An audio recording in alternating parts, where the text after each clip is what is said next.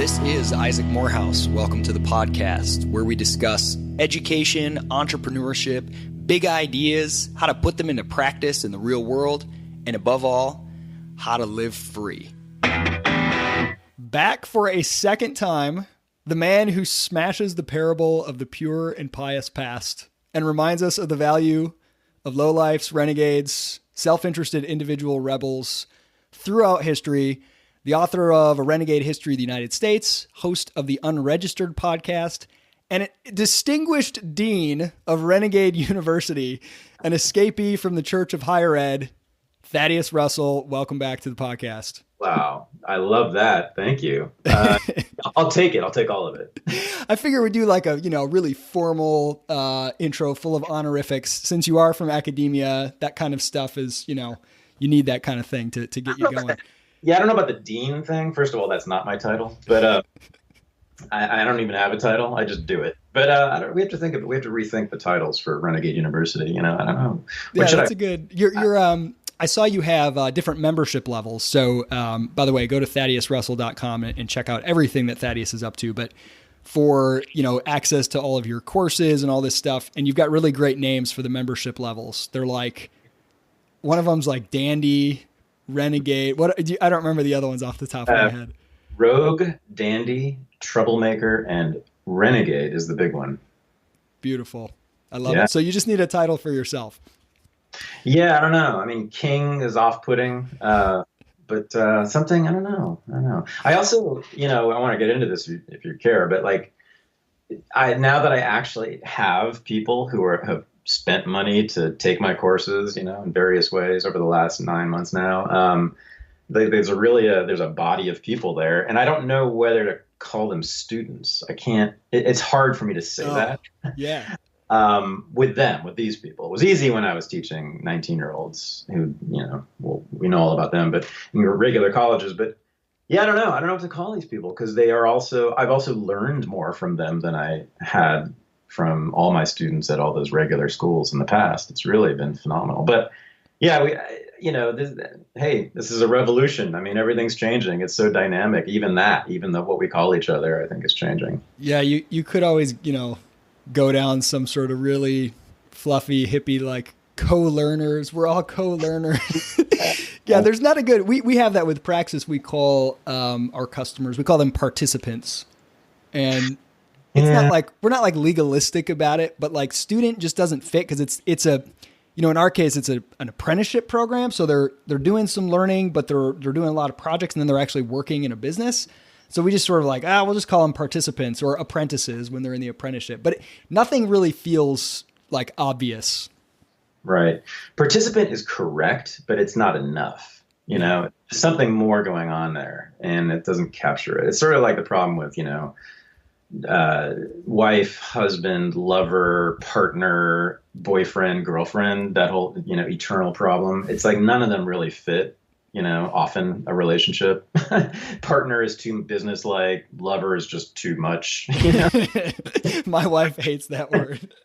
So I don't know. Yeah, but anyway, it's been a phenomenal several months. And hey, I just was thinking today that I think it was 3 years ago, you and I had a couple of phone conversations when this started. I mean, you were there at the ground floor and you were the first person to encourage me, to inspire me, to give me real advice. And, you were instrumental, Isaac, seriously.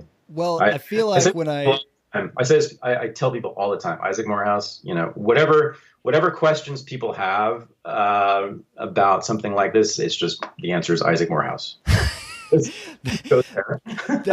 That's a frightening. No, I honestly feel like from the time I met you I think you were giving a lecture at an event, and I had I think I had already read Renegade History at that point, but and I'd read some of the stuff you'd written for maybe Reason. But when I saw you give that lecture, I felt like something like this was inevitable. And when you said, this is what I'm looking to do, I'm kind of thinking of kind of going off on my own. I'm not really sure how to do it. I just felt like, of course, like this has got to happen. You're too big for academia. So, today I want to focus. By the way, I'm really thrilled for your success and everything you're doing. And I know you're just getting started. So I definitely do encourage people, check out ThaddeusRussell.com. Check out the courses, Thaddeus's book, his podcast, Unregistered. Really, really great stuff. But one thing in particular, and this is a topic that last time you came on the show, when I asked what you were working on in the future, you mentioned this briefly. And I have just randomly in the last, 4 or 6 months, I keep coming across articles and things kind of debunking some of the narrative around World War II. And then I saw that you've got this course, a live webinar that's also, offered as a course on this very topic. And I thought, man, who better to break down this fairy tale version of the most noble, in quotes, of global massacres, World War II, than Thaddeus Russell. I want to really dive into this. So could you start, and I know most people already know this, and we sort of assume everybody knows this, but it probably changes with each generation. And could you start by laying out, like, just in a nutshell, what is the standard narrative of World War II, the history of World War II that most people believe, sort of the nutshell version, before we get into what's wrong with it? Well, okay, so most Americans can't identify Washington, D.C. on a map. So when you say most people, I mean, most, I guess, I don't know, but I'm pretty sure that most, meaning a majority of Americans, would say that the cause of World War II was about the Nazis, was about stopping the Nazis. That would be sort of I would say the base level. Although I bet I'm positive there's a significant chunk of Americans, grown-up Americans, who don't even know about that, like the connection between the Nazis and World War II. But that would be kind of the most primitive level of understanding, I guess, would be, it was about stopping the Nazis, and maybe, saving the Jews might be part of it, stopping Hitler. The next level of sophistication would be Pearl Harbor, that Japan bombed Pearl Harbor. And so that was the reason. There's the second reason that the United States entered the war. So in both cases, it's a noble cause, right? If it was about stopping the Nazis, who we all agree were among the worst people ever, and Japan bombed Pearl Harbor, period, and that's the whole story there, then sure, then it was good that the United States entered the war and won the war and defeated those regimes, those bad people. The third level of sophistication would be probably, I don't know. See, that's I think what I just described is probably a majority view, right? Then I would think that anyone sort of above that is anyone who's actually read a history book, right? So anyone who's read a history book about this might know that Pearl Harbor wasn't just this sort of random out of the blue attack, that there was back and forth between the United States and Japan, that Roosevelt imposed various sanctions and embargoes on Japan, which of course is an island nation, which is basically just a big chunk of volcanic rock with almost no natural resources, and of course had to expand outward to get natural resources to fund its industry and of course its military. They might know that it kind of caused an expansion of Japan into the Pacific, which, precipitated a conflict. There is very few people will say that, Roosevelt and U.S. policy forced Japan to attack Pearl Harbor. And I wouldn't quite put it that way, although my argument is essentially that.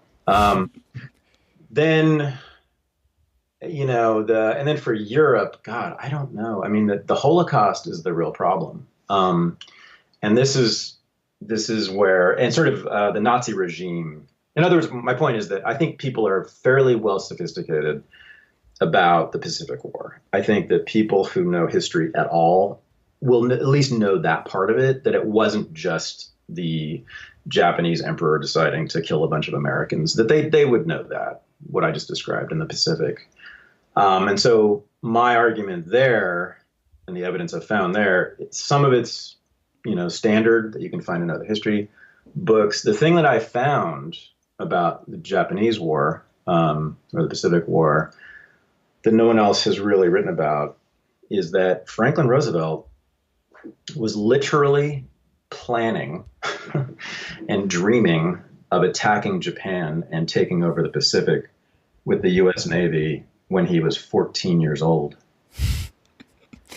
I'm not kidding you. So he was at Groton Academy, which is this very, very elite prep school in the Northeast in Massachusetts. And the headmaster there, very important person in American history and world history, his name was Endicott Peabody.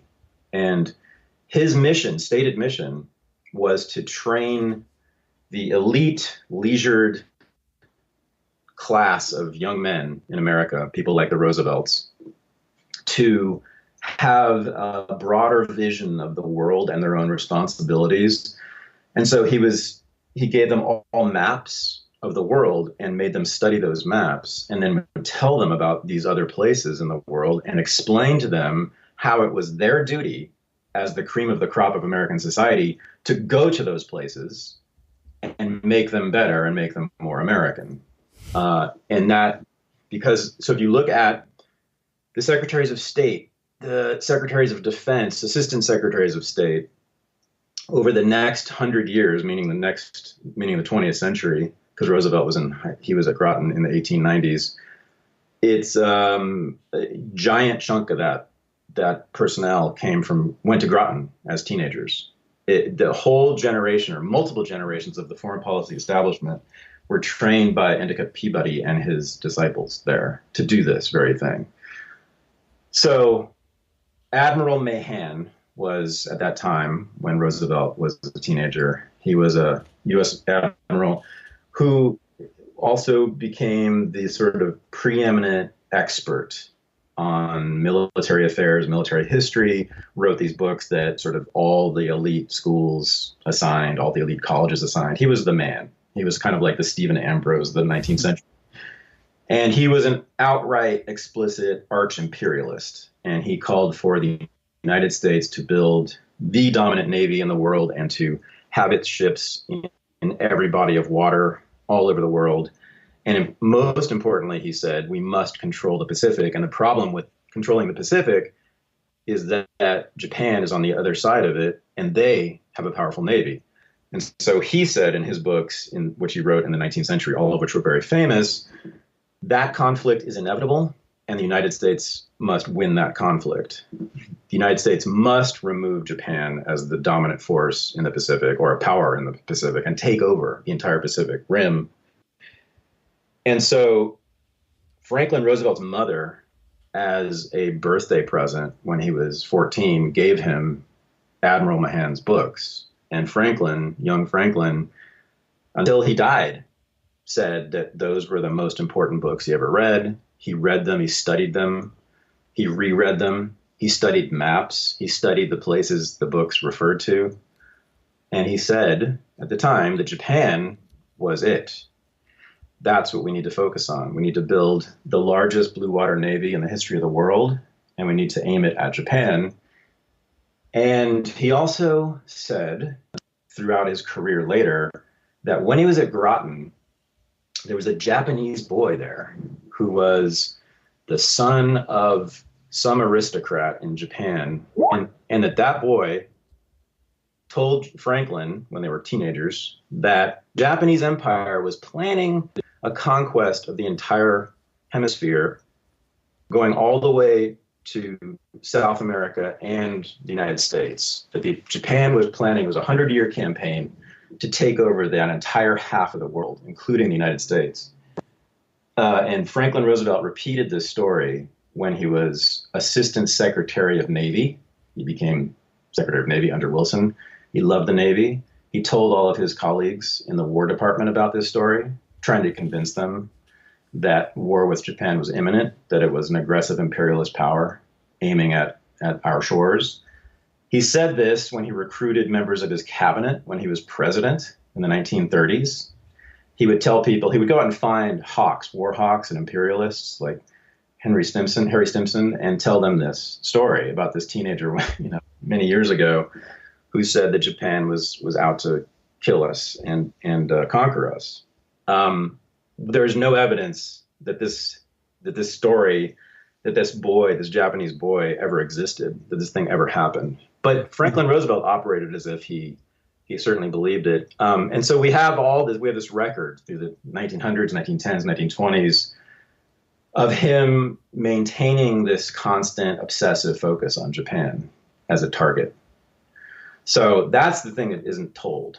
That's amazing. I mean, I'd never, the most I've heard is FDR probably had enough information to know that something might be coming, and, maybe he wanted it to happen as an excuse to get into war. Maybe he could have had, Pearl Harbor better prepared.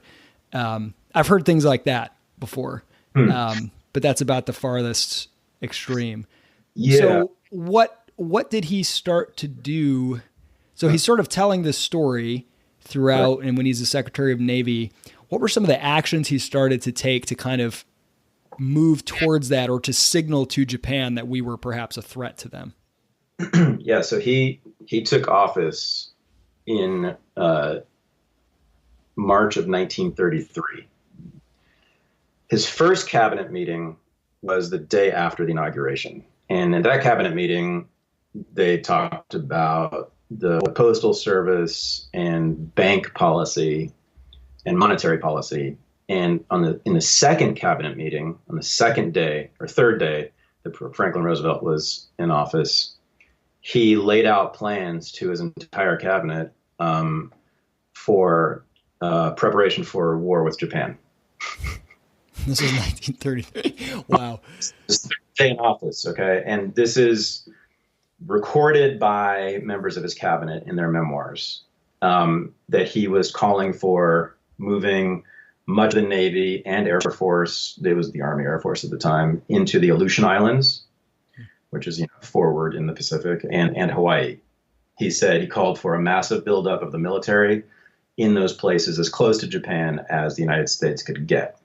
And much of his cabinet was horrified, because he actually had many people in his cabinet who were old progressives who had supported World War I, but they were not eager to go to war again anytime soon. He purged all those members of his cabinet by the late 1930s.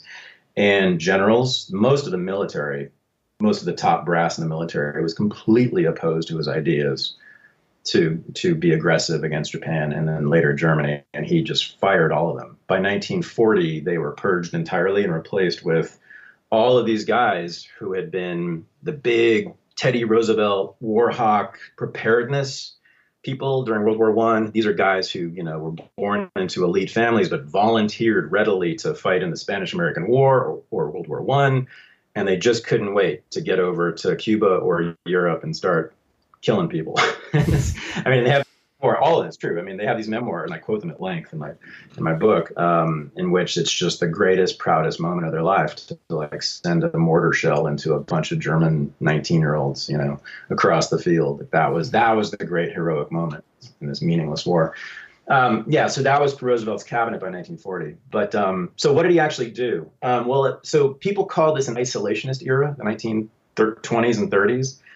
First of all, isolationist is a smear that term was invented by Admiral Mahan in the 19th century to dismiss the opponents of the Spanish-American War, the first U.S. imperialist war. He coined the term, basically, to attack those who were opposed to imperialism, American imperialism.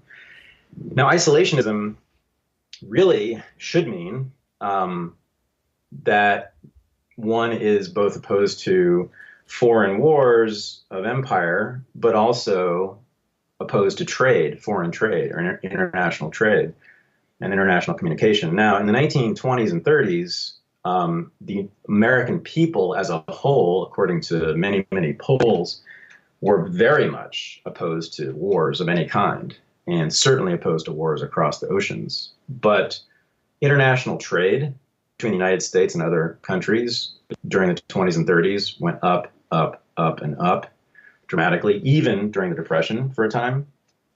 Foreign travel by Americans tripled and quadrupled in the 1920s and 1930s. You didn't need a passport then, did you?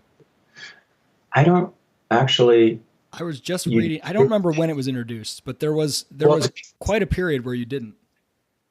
Well, you mean for Americans to go elsewhere. Well, You and needed a vice. passport to come. Did you? Okay, because You needed I here, must yeah. have been reading. Yeah, wrong thing. But I remember reading. I wish I could remember where it was, but that really pretty much anywhere you wanted to go from anywhere else, there was a period where there really wasn't a need for that. But maybe that was just Americans going one way. Well, I'll tell you. Okay, so this is actually an important part of the whole story here. So 1924 is when visas become necessary to enter the United States, because 1924 is when the Immigration Act is passed, the National Origins Act. This is when they placed quotas on all the different countries. This was a deliberate, explicit a successful attempt to block further immigration of Jews and Italians and Slavs, the inferior white people of Europe, who were a bunch of commies and anarchists, jazz singing, opium smoking, dance club owning, mongrels. This is before they were all white, in other words, in the 1920s. And so a quota was placed on all those countries, which basically eliminated immigration of Jews and Italians and Slavs during. So then that's when they started to do border enforcement, and you needed visas, and they just cut off visas to places that had concentrations of Jews. And in countries like Germany that had a lot of Jews, they had a pretty large quota, but all the visa applications were screened and Jews were screened out. If you were a German Jew in the 1920s and 30s applying for a visa to the United States, you were denied it unless you were a scientist who could produce things that were useful to the United States, like bombs.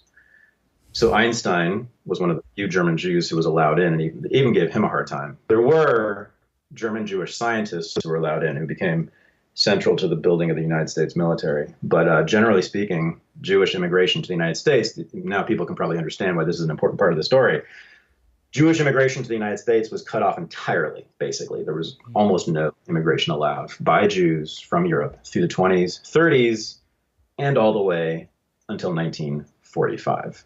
You could not get into the United States if you're Jewish in Germany or any part of the Third Reich during that time. Just they did not allow. So back to Japan, just quickly. I mean, so Roosevelt is wanting this. His cabinet doesn't want it.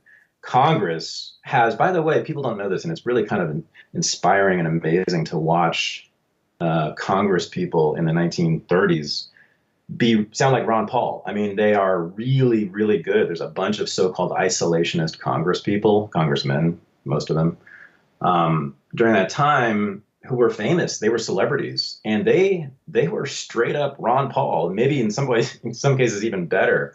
They had a whole thorough critique. They knew, they were saying, Roosevelt, you have been wanting war with Japan since you were a young man. We've known this about you. We know this is what you want. The people don't want it, and we don't want it. And they were incredible in their critique, their analysis of what was really going on in Japan and in Germany. And they opposed the war right up until the bitter end. They opposed any American intervention at all until Pearl Harbor, until the very last second. Really phenomenal people. And Roosevelt, by the way, the surveillance state was established by Roosevelt and J. Edgar Hoover in establishing surveillance of those Congress people. So he had FBI agents. Hoover had FBI agents follow all the isolationist Congress people and all the senators, trying to dig up dirt to discredit them in the press. Yeah, and there's a whole book about that written just a couple of years ago by an academic historian. Yeah, it's phenomenal. Everything starts with World War II.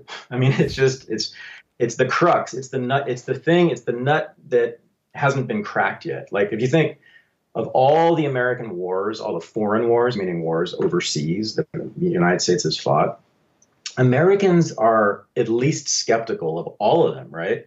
Except for World War II. Yeah. Like, if you know anything about these wars, right? Spanish-American War, World War I, Korea, Vietnam, Iraq, ask an American what they think of those things. They're not going to be like, hurrah, that was great. I'm so proud to be an American. They're at least going to say, I don't know, did we really need to do that? And a lot of people just think of them as straight out imperialist murder, right? But World War II is the one thing, right, that people they are unwilling to be critical of it unwilling to be skeptical toward it, it was the greatest loss of human life in history. Right now, the current estimate, the current estimate is at least 60 million people died as a result of World War II. Do you think a part of the sort of unquestioned acceptance of the goodness and the official narrative of that war has to do with, I've wondered this myself, with the media of communication and news at that time? It was possibly in a window where it was more concentrated than it's ever been. So I could be wrong here, but this is sort of a shooting from the hip. You've got, sort of pre-dominance of radio and television. You had, pamphlets and all these sort of, local town halls, and you had a sort of a wider profusion of really diffused ways of, propagandizing or educating or persuading or, distributing information. And then you get these new technologies that kind of become really, really centralized with literally just a couple national broadcasters on radio, television. And now with the age of the internet, it's all very, very dispersed again. And I was thinking of this because a good friend of mine said he finds it really hilarious that his in-laws, they were debating, some current events, and they don't trust any news source at all today. They're all corrupt. They're all lying, whatever today. Twitter, doesn't matter. Fox News. He said, but back when they were kids, like they think that whatever Walter Cronkite said was, of course, that was one, right? Back when there was no competition and no incentive for these companies, like there was really no risk of them being outed as lying. They have this total trust that they were always telling the truth back then, but now they have no trust. And just the irony there. But I wonder if there's something about kind of a smaller number of messages being broadcast nationwide where there was less room for opposition. I don't know if you have any thoughts on sort of the popularity on that war in particular. You didn't have the ability for video journalists to go and expose the horrors like they did in Vietnam, for example. Yeah. So guess what was created in 1934, year after Roosevelt took office? The Federal Communications Commission, which of course regulated what was most important then, radio, also regulated newspapers. And that man could not get a license. His fireside chats, he knew how to take advantage of that. Yeah, you couldn't get licensed as a radio station. You couldn't have a radio station unless you were approved by Franklin Roosevelt's FCC. And so if you said anything that was outside the bounds of normal and respectable discourse, or un-American or unpatriotic, which of course was extremely broadly defined, you did not have a radio station. Mm-hmm. So there was that. So there were no alternative voices on the radio. They weren't allowed. NBC and other major radio networks during this period were in the pocket entirely of the Roosevelt administration. And most of that was self-censorship. But it was also because they also went to Groton. They also went to Columbia and Yale and Harvard. It's the same people. It's this tiny little clique of people who are running the government and running especially foreign policy.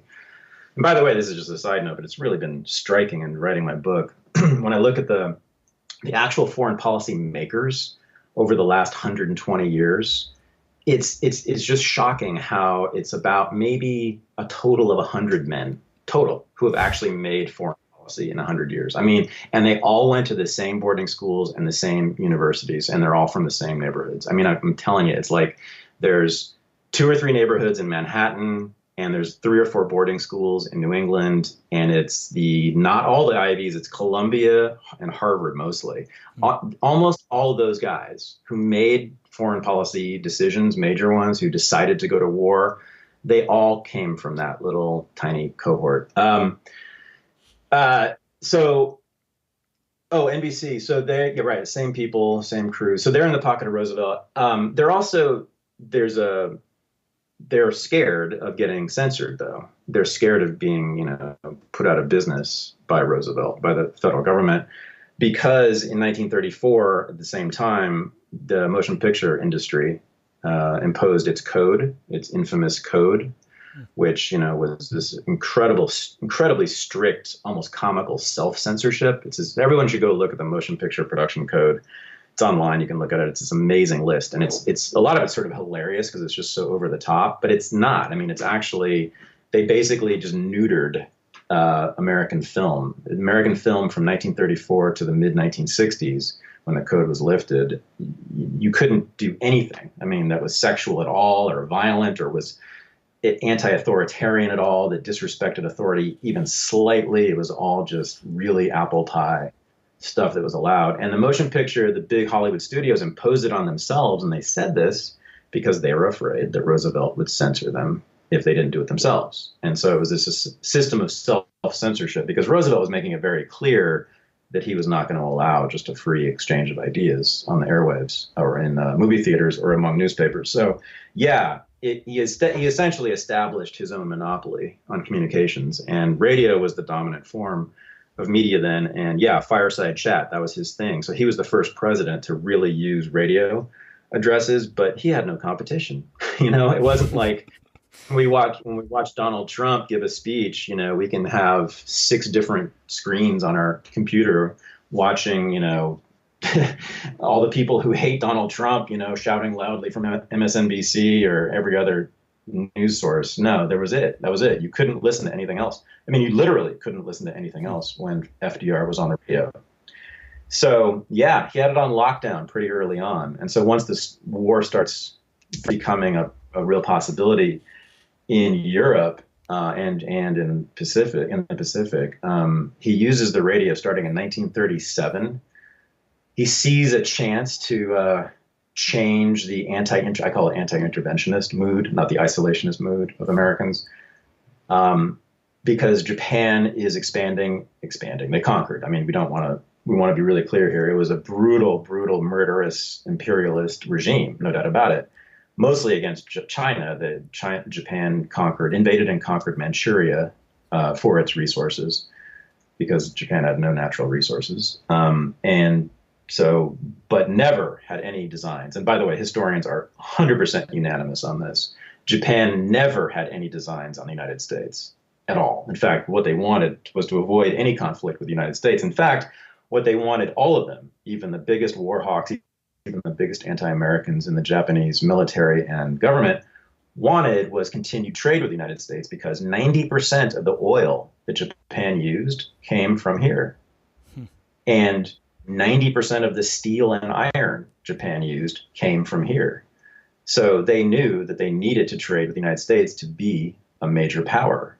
But Japan invaded Manchuria instead, because it was easier and much less risky, murdered hundreds of thousands of people doing that, raped thousands of women, conquered this whole land, took it over, and colonized it. No doubt about it. Franklin Rosevelt used that as an excuse or a justification for a very famous speech called Quarantine the Aggressor's Speech, 1937. He gave it in Chicago. And this is really the beginning of the war, in a sense. This is really the beginning of the American war. And this is when Americans had zero interest. They were really hostile to any war. And Congress was overwhelmingly anti-war at that time. He said, look, see Japan over there? They're conquering, they're imperialists, they're going to come and get us. We need to prepare ourselves. We need to quarantine them. There are rogue nations in the world who can't be controlled. You can't negotiate with them. You can't offer them something to stop them from expanding. They're going to keep expanding until they come to our shores, was the argument in that speech. It didn't convince many people, but it signaled to Japan and Germany, Nazi Germany at the time, that Roosevelt was really serious about going after them. And then Americans didn't care about the Nazis one way or the other, pretty much, as of 1937. And that was in part because, and no one knows this, almost no one knows this in America, the Nazi policy toward Jews was not genocide. It was not even killing until the very last minute, until the United States entered World War II. So the policy vis-a-vis Jews immediately upon taking power by the Nazis was to make life so miserable inside Germany that the Jews would leave on their own accord. So they stripped Jews of all their civil rights, took their property, and that was, they made the lives of Jews miserable. There's no doubt about it. The Nazis were absolutely, totally anti-Semitic, no question about that. but there was no, and this is a majority position among historians now. This is now the standard position among historians. I'm not giving you some radical So the critique goal or was to get the Jews to just get out of their country, make it miserable, so they go somewhere else. Right. So they took all their money, all their property, all their civil rights away. The idea of killing Jews was considered by Hitler to be what inferior Russians do. Like inferior Russians, because he hated Slavs, he thought Slavs were an inferior race too. And Russians, of course, had pogroms earlier in the century, right? And this was sort of like chaotic, semi-organized, mostly spontaneous, just like lynchings of Jews. Like they were just a bunch of Cossacks would ride into some shtetl in Western Russia and just lynch him in the head or whatever, and then right away. And of course, it didn't get rid of the Jews. So Hitler thought, and he said this, he said, that's stupid. He called that the anti-Semitism of emotion. It doesn't get the job done. You want to remove the Jews. You don't want to just like fulfill your sadistic fantasies, right? And so he said, no, what I am is an anti-Semite of reason. And the Nazis, he said, are anti-Semites of reason. We will get the job done. And the job is not to just kill Jews because we hate them. It's to get them out of here. It's to remove them. And the most efficient way to do that is not to go village to village and shoot them in the head. The most efficient way is to move them out physically, make them migrate. So it's both creating incentives and disincentives to stay. And so another thing that almost no Americans know about is that the one of the earliest founders, essentially, of Israel was the Nazi Party of Germany. So the Nazis and the Zionist organization, the main Zionist organization of the 1930s, entered into a partnership in the mid-1930s. And the Nazis actually funded Jewish migration to what was then called Palestine. And tens of thousands of Israelis today are there, or the descendants. They're there because their descendants, or ancestors, were placed there, assisted in moving there by the Nazi regime. And the Nazis throughout this period are looking for places to send the Jews. And Madagascar became one destination. There was a huge plan by the Nazi government as of the late 1930s to move all the Jews of Germany to Madagascar and let them have a Jewish homeland even. And Japan, when it was entering a partnership with Nazi Germany, also opened its doors to Jewish refugees.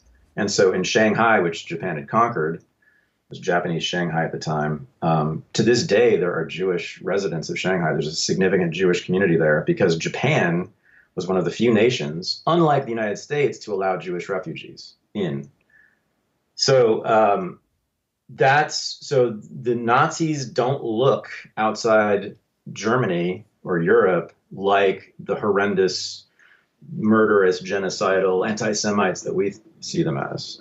So Americans had no real reason to go to war with Nazi Germany. It was no apparent reason. First of all, also because anti-Semitism was completely respectable and normal and common in the United States as well. The Roosevelt cabinet, Roosevelt administration, politicians generally were very easily, casually anti-Semitic, and there's no question about that. I'm not saying that drove their policy, but it certainly informed it. But their main policy vis-a-vis the Jewish refugees was to not let them in because the 1924 law did not allow them in, and they also didn't want these mostly poor people entering the United States during the Depression. So, it's not sort of irrational anti-Semitism. It's rational and economic reasoning, but it is also the reason that Jews were trapped inside the Third Reich because the United States didn't allow them to get out, to go anywhere. And also Britain and France and all of Western Europe didn't allow them either. Jews were not allowed to enter any country except for Japan and Palestine during this whole period, all the way through World War II. So they were locked in the Third Reich by the United States. So there wasn't this, feeling of we've got to stop this evil Nazi force because they're horrible and anti-Semitic and genocidal, whatever, that clearly was not at play in terms of American sentiment at the time. What about from as Germany started to move into, they march into Poland, they start moving across Europe, was there a sense of, okay, we're sort of we're allies with England, I guess. Probably wasn't as strong at the time as it is now. But is this a threat if Germany starts conquering other parts of Europe? Is this something that the United States, is there some level of involvement that, people were sort of generally supportive of at the time? Or at least what was the argument to make it so? Yeah. So Roosevelt took his first meeting with a German diplomat in 1934. It was the first time he talked to any member of the Nazi German government. And immediately after that meeting, he said to his Secretary of the Treasury, Henry Morgenthau, we're going to go to war with them. No one knows this either. And what was the reason, though? So why did Roosevelt want to go to war with Germany? He didn't have a thing for Germany like he did for Japan before then. But as soon as he learned anything about the Nazi regime, he pretty clearly knew he needed to go to war, or the United States needed to go to war. Why? Not because they were anti-Semitic. He never cared about the Jews. And by the way, that's a standard story. No one argues with that. Roosevelt never entered the war to save Jews at all. Not even a part of his motivation. And there's more to that story, too, that's really, really horrifying and disgusting. And a lot of that's not known. But the reason was that in 1934, Hitler began to impose a system of what was called autarky, A-U-T-A-R-K-Y, self-sufficiency, autonomy, economic, political, in every way. He was going to seal off Germany and make it strong and independent so that what happened in World War I to Germany would never happen again. That was Hitler's main mission, was to rectify what happened to Germany in World War I and right after. And that was it. So people need to understand that World War I is really the major thing going on here in the mind of many Germans and the Nazis. World War I, of course, ended in the defeat, total catastrophic defeat of Germany, destruction of much of its military, many of its cities, many of its people, many of its men were destroyed. And then on top of that, the Allies agreed to take huge chunks of German land, and give it over either to other nations or they created as part of the Versailles Agreement new nations like Czechoslovakia, and just hand big chunks of Germany to these newly created nations. Czechoslovakia was created in 1919 as a result of the World War I, and a big chunk of Germany, full of German people, native ethnic Germans, culturally German people, became Czech citizens overnight. Same thing was done with Poland. Poland essentially didn't exist as a nation state until World War I. They created it, and then they gave big chunks of Germany to Poland. And then the Rhine on the west was given over to the Allies. So you had like hundreds of thousands, maybe even millions of German people who suddenly were forced to change nationality and couldn't even sometimes travel to visit their relatives in Germany, or it was more difficult to. And so that was the vast majority of German people, communists, Nazis, didn't matter what they were politically, they hated this. The left and the right agreed that World War I was just a horrible plunder and extermination, in a sense, of Germany. Real oppression. And Hitler's whole mission was to right those wrongs. So he set out to do that.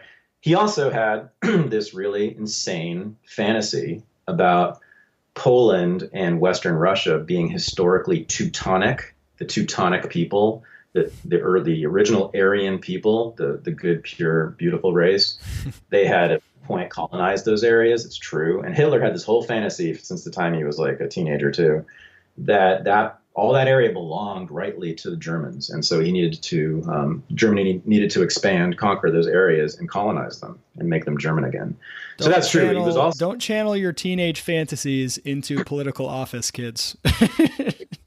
Yeah. So that was his murderous imperialist, the definitely murderous imperialist part of Hitler's ideology from the get-go. His anti-Semitism was different than people think. It wasn't nice. It was not nice. It was not good at all. It was violent, but violent in a different way than we think of. So autarky, right? To make the point was that Germany was economically weaker than the Allies in World War I. That's why it was destroyed. That's why all that land was taken from Germany.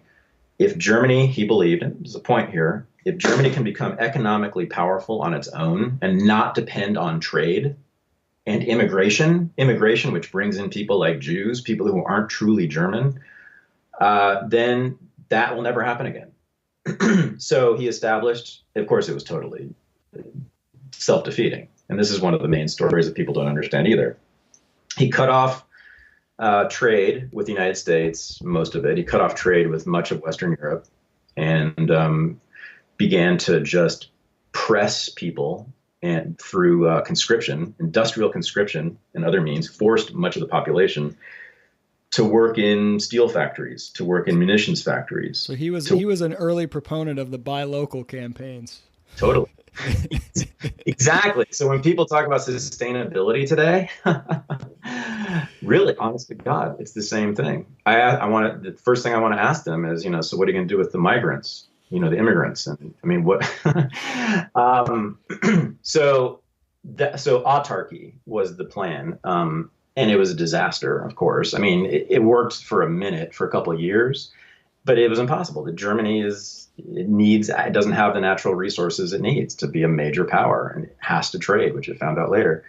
But so that is what freaked out the foreign policy establishment in the United States. Japan was becoming autarkic as well, or attempting to.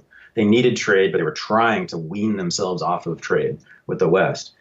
And so autarky, that word, became like the big word in the Council on Foreign Relations magazine, its publications, and in the New York Times. So you had all these foreign policy wonks talking about the danger of autarky across the world, these countries that are cutting themselves off from foreign trade. And so you have Roosevelt administration people and CFR and foreign policy establishment people saying, oh my God, we won't be able to control them with our economy, with trade, because the United States was rich. That's a way to get your way in terms of influencing other nations, right? Is to use your money, your goods through trade to influence them. There's no leverage anymore. They will cut off, all of Central Europe. Germany is going to cut off Central Europe to American trade, to American influence. Japan is going to cut off the Pacific, Western Pacific, to American trade and influence. Autarky is what they feared. And that's why they wanted to go to war. That's why they believed it was necessary to go to war. The idea of an international system of managed trade controlled from the top by the United States was the idea that was established in the 1930s that sent the United States to war. That's what they wanted out of it, and they're explicit about this. The CFR has papers, there's memoirs of all those guys talking about this. Through the 1930s, they're developing this idea. But what spurred it was autarky, the establishment of autarky by Germany and Japan at the time. They knew they wanted to come out of this coming war, with what we got, which was GATT and the UN and the World Bank and the IMF and all the rest of it, where, it's free trade in which, one party in the trade is a billionaire and the other party in the trade is poor. So the United States gets to do what it wants when it comes to trade. All right. So you mentioned, as an aside, you said something about FDR. He wasn't really worried about Germans, the Nazis' anti-Semitism. You said there's actually a really horrifying and disgusting part of that. What's the horrifying? What's the part that you held back on? You got to let me know. Oh, I mean, there's so much. It's hard to even. So there are entire books. There's like 3 or 4 scholarly books written just on the subject of U.S. policy toward Jewish refugees during the Holocaust. I mean, this is out there. It's been out there. I'm not the first person reporting this. It's just the extent of it was unknown to me, and it's certainly unknown to most people. People may know about the SS St. Louis, the ship that was turned around full of Jewish refugees. That's pretty famous. You'll find that in the textbooks, which is true. There was a ship full of several hundred Jewish refugees from Germany that attempted to land on the shore, attempted to land in Miami, and Roosevelt turned it around and it went back, wouldn't allow them in, sent them back to Germany, and a good percentage of those people ended up in the death camps. But no, the the ban on Jewish immigration during this time was complete, total, and constantly enforced against constant protestations and demands and pleas, desperate pleas by all sorts of Jewish leaders and all sorts of pacifist organizations, and even Eleanor Roosevelt at one point, and even members of Franklin Roosevelt's cabinet were just begging him to let Jews in, to relax the quotas, to allow these Jewish refugees into the United States. And again and again and again and again, Roosevelt and the Secretary of State, Cordell Hull, said no. And so you had hundreds of thousands of Jews in Germany under the Nazi regime, and then in Poland after Germany invaded Poland in 1939, and in Austria when they invaded Austria. You know, these were the largest Jewish populations in Europe. Millions and millions of Jews suddenly, under Hitler's rule, went straight to the U.S. Consulate and applied for visas to the United States, and were denied 99% of the time. Over and over and over again. And then when the war started, they continued. They continued to ban visas, to not allow visas to Jewish immigrants from Europe. And on top of that, when in 1939, immediately after the war starts, Churchill and Roosevelt impose a blockade, a naval blockade on Germany, which of course meant a naval blockade on the entire continent of Europe. So the British and American navies patrolled the waters off the coast of Europe, all the way around it, and didn't allow anything to go in or come out of Europe. So they were the only way to get out of Nazi Germany or Poland or Nazi Austria was to walk all the way to Palestine. That was the only place, the only way they could go. And but it's impossible, you know, because there's a war going on. I mean, and they're poor and they have no money because all their money had been taken away by the Nazi regime. So they trapped them there, didn't allow them into Western Europe or the United States. And then by 1941, 42, started sending bombs. Well, Britain actually, in 1940, started bombing that country. And Hitler said repeatedly in speech after speech, and many German historians and many British historians agree on this, most American historians do not, except for me, that in his speeches, if you listen to them or read them, what Hitler is saying repeatedly is, if you attack us, Britain and US, we will kill the Jews. What we want is for you to take the Jews. So Himmler and Hitler, for years and years and years, all through the 30s and 1940s, kept saying, take our Jews, take our Jews. We'll provide the boats. We'll send them to you. We want Europe and America, who pretend to love Jewish people and all peoples and are great humanitarians and egalitarians. You pretend you love Jews, but you won't take them. We want you to take them. They were demanding, asking constantly. And then finally he said, beginning in 1939, if you attack us, United States, because he knew the war would be lost if the U.S. entered the war, if you attack us, Franklin Roosevelt, we will kill the Jews. We will not kill them unless you attack us.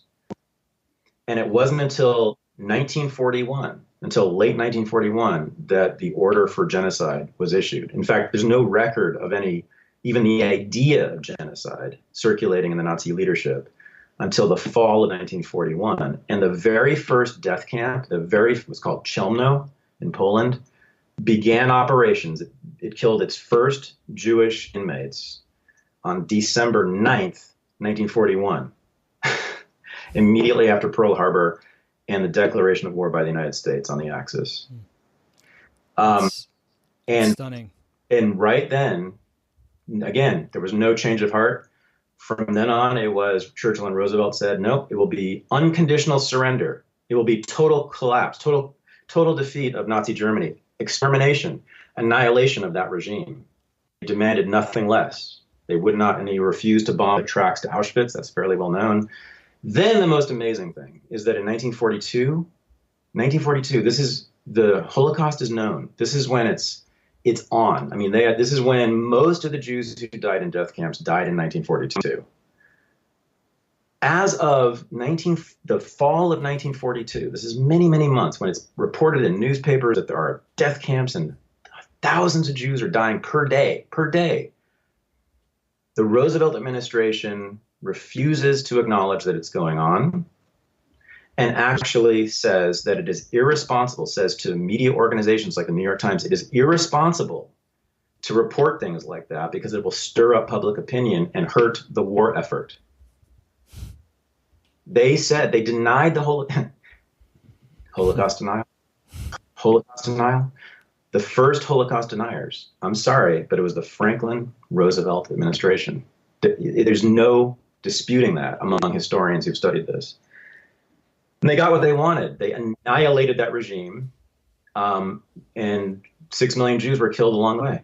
But they control that country, that region to this day. If you listen to like a German foreign policy person now, like German government or something like a German academic foreign policy person, the foreign policy establishment of Germany, you listen to them now, I mean, they sound like our servants. They sound like they are the most pro-American, pro-NATO, anti-Putin, we need America. America was our great savior. They are they sound like puppets, and they are. So Roosevelt got what he wanted. What he did also was he saved 6 million dead people. Yeah. So that, that chapter in the book is called Saving the Dead. So rather than, I'm just thinking through even that with people imploring him, eventually, we should take some of these refugees. The reason for refusing, sure, he was clearly not a fan of Jews and was clearly anti-Semitic, but it was likely more of a strategic play that if Germany, can't get rid of all these Jews, that they're trying to get rid of, and this is a big part of their autarky, it's going to threaten their whole plan, and it's going to basically ensure push this into a war where we can completely dominate them. I mean, is that the play? It seems far-fetched to me to say this man just hated Jews so much he delighted in turning ships around, whether or not that played a part. It seems like he was playing a bigger game here. What would be the reason for continually denying the immigration? Denying immigration? I mean, that was no one knows for sure, but I mean, the stated reason was economic, and that was not irrational, and it wasn't even anti-Semitic. It was that most of those Jewish refugees were poor, and this was during the Depression, right? When you have 10, 20, 25% unemployment, in particular in the big cities where they would go. And so bringing in a whole bunch of poor immigrants who don't speak English, is not going to help the economy. So that was the stated reason. Anti-Semitism was maybe a part of it. I mean, I think it made it easier. By the way, opinion polls of American people during this time also said that Americans were overwhelmingly opposed to allowing the immigrants in too. So it's not as they always are to pretty much every immigrant group. So, but it was also, and here's the thing, right? And this is this is why you should never be a statist. They were right. The main argument was, hey, it's the law. It's the law. The law says, a certain number of people, even if they had allowed the full quota, the quota for German immigration from Germany, I think was 26,000 per year. Okay. So and then it was something like that for Poland and less than that for Austria. So it was a tiny fraction of the Jews who were in those countries. So even if they had filled those quotas with just Jewish immigrants, it still wouldn't have done anything. I mean, it would have been a tiny drop in the bucket. They were enforcing the law that the Congress passed in 1924. Congress people who were elected by the American people who stated with their votes repeatedly that they wanted quotas like that. Okay, this was democracy at the end of the day, actually, that did this. This was American democracy. This was the American people getting what they voted for. Well, when you get to vote and your vote is free, you make a lot worse decisions than when you have cost involved. So the fact that, as you mentioned, Americans were all about purchasing goods, produced elsewhere and interacting commercially when it benefited them. But when you got to speak with your own resources, people tend to be very internationalist. When you just get to vote with your opinion and it feels, quote, free, people are very, very nationalistic, tribalistic. Yeah, which is why I am just supremely frustrated with the conversation about immigration these days, by all sides, even the so-called good. I'm an open borders guy, but even open borders people make the wrong argument, or they miss the crucial argument here, which is that Trump, even in his wildest statements, I will deport 11 million people, is simply seeking to enforce democratically enacted laws. That's it. These are laws that were passed by Congress. By the way, most of the immigration laws, the main ones, were written by Teddy Kennedy. Okay, these are liberal Democrats who wrote these laws that established, guess what, quotas, just not racial quotas, but quotas on all the countries of the world, including Mexico. So there's only 20,000 people. The quota for Mexico is 20,000 people a year.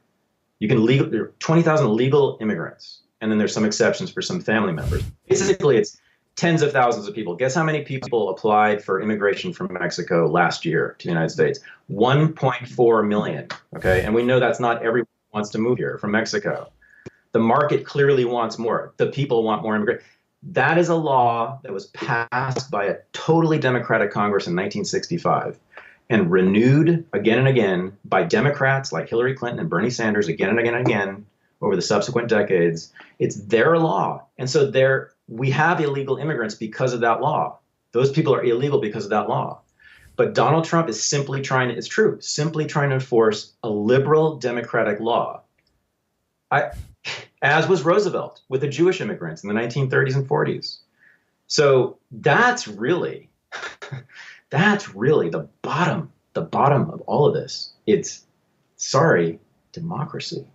I mean, democracy in a powerful nation state, right? If the nation state weren't powerful and didn't have all those battleships and that border guard, it wouldn't be an issue. Yeah.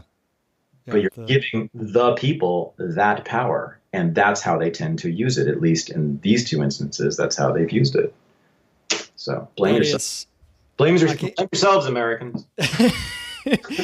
I cannot wait for your new book to come out. Do you have any? I know you're still working on it, and I know you're deep in it. Do you have any target release date? No. We did, and it passed again. No, but it is, I just did finish this whole section on World War II, which was a big, big chunk. I mean, a real mountain to cross, and the final parts of it are definitely easier and faster. So I am in the home stretch now, and I do feel like I did get over the hump recently. So yeah, it's coming, maybe 2018, sometime next. All right.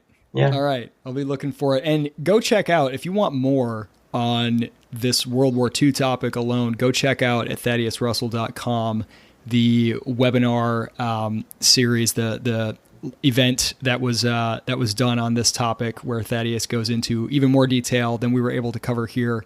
Thaddeus, this is always a blast. I love your work as a historian, and I especially love the entrepreneurial way that you are going about doing your work, and going directly to customers and those who are just genuinely interested in learning more history, and doing it as an entrepreneurial academic. So always a pleasure to have you on.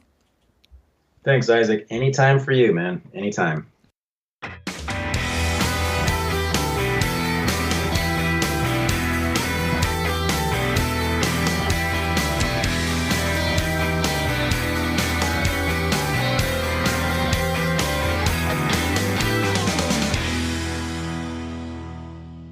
Hey, I want to tell you about two other podcasts real quick. The first is called Forward Tilt. Check it out. 5 to 10 minute episodes about specific ideas to improve your personal and professional life.